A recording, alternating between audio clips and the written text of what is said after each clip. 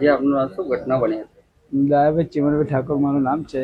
જે ઘટના ઘટી એ લગભગ 8 અને 9ની વચ્ચે ઘટી. શું ઘટના થઈ?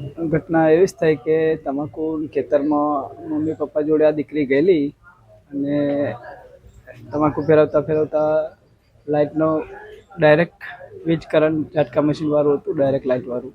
એમાં દીકરી ચીકુ લેવા ગઈ કે ગમે તે રીતે ગઈ, આ પકડ્યો એટલે કરંટ લાગ્યો.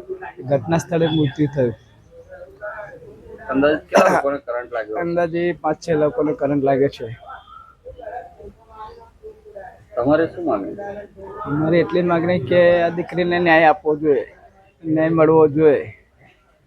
અને આજે દીકરીનો જન્મ પણ હા, આજે દીકરીનો જન્મદિવસ પણ હતો અને આજે દિવસ માતમમાં છવાઈ ગયો. જે આપનું નામ ને શું ઘટના બની હતી? સરપંચ દિલીપસિંહ સોલંકી, નવાખલ ગ્રામ પંચાયત.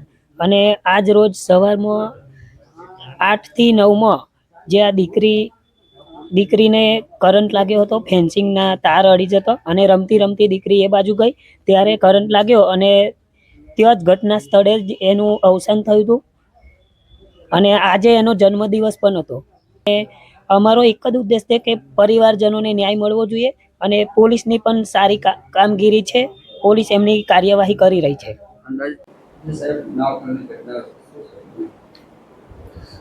આકલો પોલીસ સ્ટેશનની હદ વિસ્તારમાં નવાખલ ગામ આવેલ છે. જે નવાખલ ગામમાં તુલસી ફાર્મ આવેલ છે.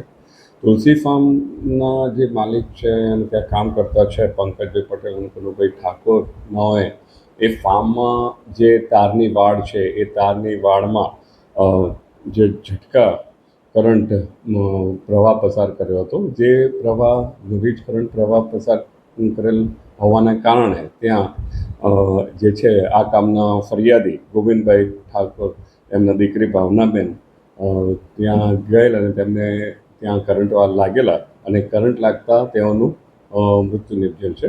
અને આ કામે ફરિયાદ દાખલ કરીને ફરિયાદની તપાસ હાલમાં ચાલુ છે.